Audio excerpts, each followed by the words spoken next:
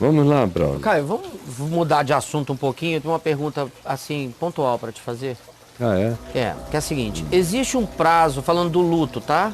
Perda de entes queridos, morte, né?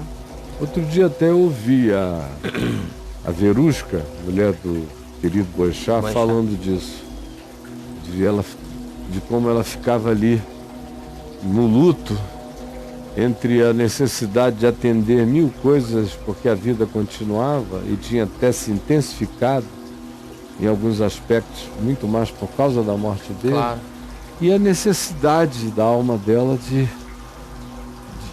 parar tudo, para ter um tempo para respirar o luto. E é um momento difícil. Mas desculpa, eu te interrompi. Sim, então assim, existe, até apropriado aí o fato dela, existe um prazo para o luto na vida humana, ou ele tem o direito de se estender para sempre? Há um prazo. Há um prazo, há um limite? Há um limite, senão o luto se torna mórbido. O luto não é nada mórbido quando ele é um luto saudável. Agora, quando ele deseja se prolongar para sempre, o que era só um luto se transforma em morbidez, em celebração enlutada e mórbida. É como a diferença entre instituição, sobre o que eu li há pouco, e institucionalização. Na metáfora, o luto seria a instituição. Aconteceu. Está ali, foi instituído como fato. Alguém morreu, alguém partiu. Agora, a instituir o luto permanentemente é a institucionalização Do luto. do luto Como modo. de vida e que faz da morte do indivíduo a finalidade da existência. Sim. Aí cara. isso produz morbidez. Perfeito. Então, tem um prazo. E tem um prazo que a alma impõe. Não é uma coisa determinada. Também não tem que ser 30 dias, 40 dias, 2 meses. É o prazo que a alma impõe. E tem também o prazo que a gente impõe à alma. Eu conheço o prazo que a alma impõe. Por exemplo, para continuarmos aqui na Verusca e no Boechat, quando o Boechat partiu, os primeiros 45 dias, mais ou menos, eu acordei com um caroço de abacate doendo dentro de mim, um caroço de dor. Sei, Caio. Densa. E foi passando. A alma disse, tá bom. E foi passando. Agora, eu estava na Holanda quando me telefonaram dizendo que um dos meus primos mais queridos, um dos mais velhos também, 3 anos mais velho do que eu, tinha tido um ataque fulminante do coração e caiu morto, lá em Manaus. A gente iria se encontrar aqui em Brasília no dia 15 de junho. Ele viria para uma celebração familiar. Então eu fiquei com aquele caroço de novo. Não tinha nada que tirasse aquele peso, aquela angústia, andando na rua, visitando castelos e lugares lindos e companhia de amigos agradáveis, maduros, mas com aquele peso. O tempo todo. Foi começando a se diluir no incômodo dele já no penúltimo dia da viagem. Mas eu carreguei ali. E deixei, estava no prazo, deixei a alma ir se desfazendo, dissolvendo o luto. Mas também tem aquelas circunstâncias em que se você não der uma ordem para a sua alma, o luto vai se institucionalizando morbidamente no teu ser. Sim. Que foi, por exemplo, o que eu fiz com meu filho Lucas. É uma dor indescritível. É isso que eu ia te perguntar. Como é que foi esse trabalho? Indescritível. E quanto mais o tempo passa, pior fica. Olha. Porque você leva o cacete na hora, um homem como eu, pelo menos, a hora do cacete, a adrenalina vem e eu tô pronto para a luta. É como levar um no meio da cara e você vir que está cercado e que você ou se defende e parte para dentro ou vai ser comido vivo. Então a última coisa que você pensa é em dor. É quase que o ligar um modo sobrevivência e partir. Cuidar das coisas, fazer acontecer, acalmar a família, informar os que precisam ser informados, enfim, tudo que você tem que fazer. Sepulta em estado anestesiado. Dorme a primeira noite anestesiado. Sei. No dia seguinte eu, pelo menos, acordei anestesiado ainda. Chamei meus 2 amigos mais próximos. Eles chegaram, entrei no carro de um deles e eles me levaram para passear por todo o litoral do Rio até Itaipuaçu e Niterói, voltar pelo mar. E a gente estava falando sobre o Lucas, meu filho. E eu estava anestesiado. Aí fui para casa essa segunda noite, dormi. No terceiro dia eu amanheci esmagado, comido, esvaziado, desaparecido, abri os olhos na região do vazio, daquela dor indescritível. E aí a dor foi crescendo em volume de sofrimento. Sofrimento, sofrimento, que só não era maior porque, graças a Deus, minha cabeça, pela misericórdia de Deus, é muito boa, resolvida na eternidade. Mas eu me colocava no lugar de alguém que não tivesse as certezas que eu tenho, as convicções, mais do que esperanças, as convicções que eu tenho. Eu não sei como essas pessoas aguentam determinados cacetes. E eu me permiti mesmo sentir todas as minhas dores e sofrimentos e os vazei. Eles estão registrados aí em mais de 200 textos. Eu acordava e ia até o computador escrevia. Ou eu tinha sonhos e até o computador escrevia. E fui vazando aquilo tudo até ao 21º dia. Quando meu filho Ciro, que ficou comigo lá, juntamente com a Adriana todos esses dias, virou para mim uma manhã e disse: agora, pai, tá bom. Agora tá bom. Agora vamos viver. 21 dias. 21 dias. Ele morreu no dia 27 de março. Então foi aí, depois do meio de abril. Ele disse: agora tá bom, pai, vamos lá. Aí eu levantei, marquei as primeiras viagens, fui dar uma aula de teologia no Recife, de quarta a domingo, enchi a minha agenda de compromissos de segunda a segunda, era café com graça 3 vezes na semana, Catedral Presbiteriana do Rio toda terça, toda terça-noite, todo primeiro domingo do mês de manhã.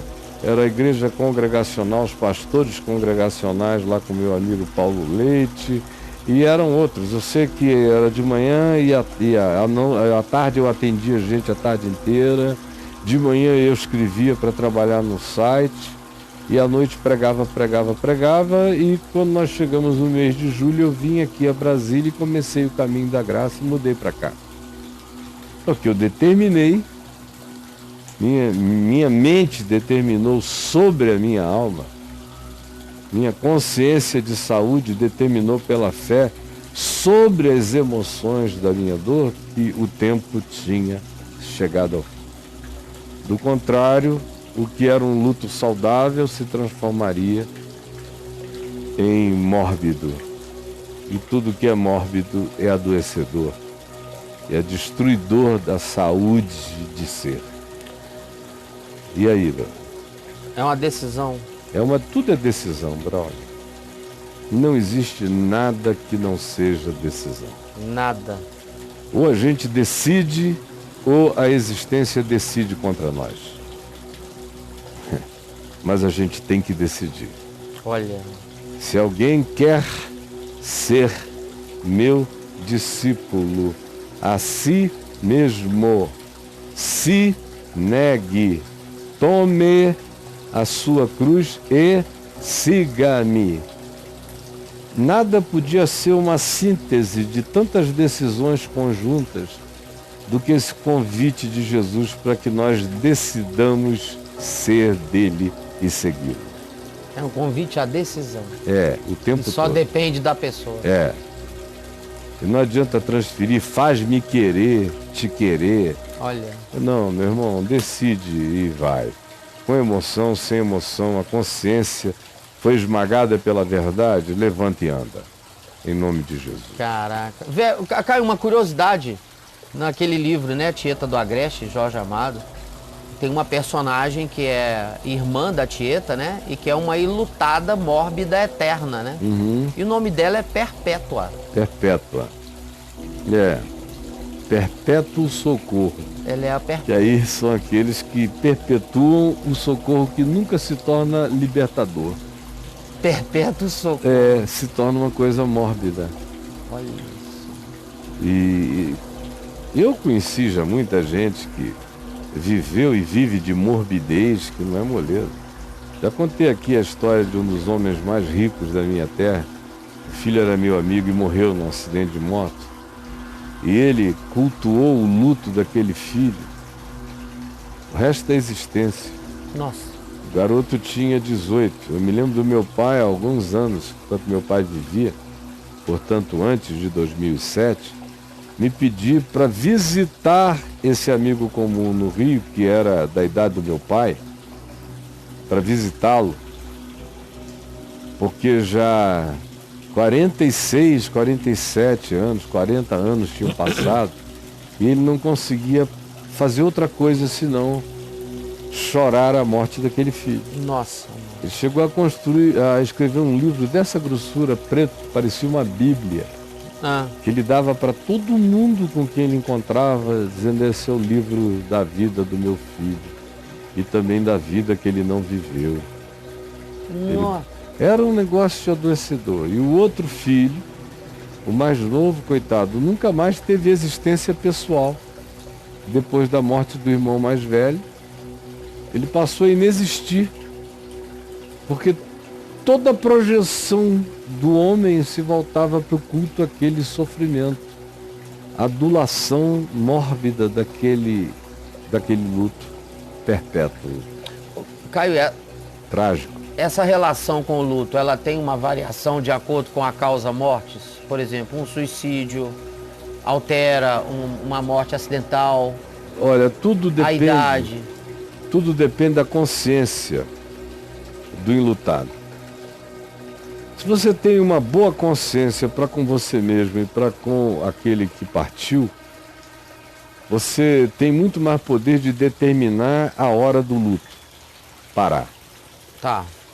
Agora, quando é um indivíduo sem muita solução pessoal, que projetava todas as suas esperanças naquele que morreu, ou que tinha um sentimento culposo e de dívida em relação àquele que morreu, que portanto não tem também conhecimento do perdão de Deus para zerar todas as contas, a tendência desses é um prolongamento indeterminado.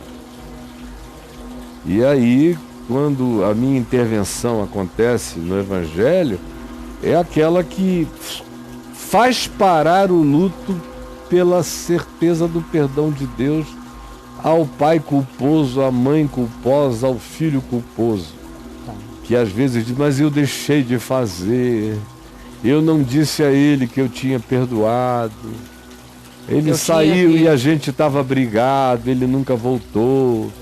Todas essas emoções, ou eu amava muito e não falava nada, todas essas culpas, e são milhares as nuances delas, tem que ser perdoadas no indivíduo que ficou. A garantia de que o Filho do Homem tem sobre a terra autoridade para perdoar os teus pecados. Eu te digo, meu filho, estão perdoados os teus pecados. que nenhuma psicologia tem. Só o Evangelho. Desse que levou na cruz o que você fez antes, durante, depois, o que você fez sem saber, o que você fez sabendo. Não importa o que, nem quando, nem como. Levou, está levado, está pago. Isso é lindo. Aí quando o indivíduo crê, na mesma hora o coração dele se liberta desse luto culposo. Ou daquelas muitas outras transferências que o indivíduo faz de felicidades destituídas, felicidades falidas porque o outro morreu. Ou seja, o não saber lidar com a morte é a coisa mais estúpida da vida. Porque todos nós temos que lidar com a morte, a dos outros e a nossa. E é a coisa que todo mundo evita conversar. Eu vejo, quando o assunto morte é puxado em qualquer lugar, todo mundo vai mudando de assunto. Ou quando alguém pergunta por alguém teu que partiu, eles esperam que você seja sucinto. Que você só diga, não, está tudo bem, graças a Deus. Como o pessoal diz aí, é vida que segue. Sim. Que você responda com chavão. Porque se você falar de alguma outra condição, circunstância que envolveu aquilo ali, na mesma hora começa todo mundo a mudar de assunto, porque todo mundo tem medo de aprender a viver para morrer. Medo de aprender a morrer enquanto vive. Que é uma das grandes sabedorias, é lidar com o inevitável.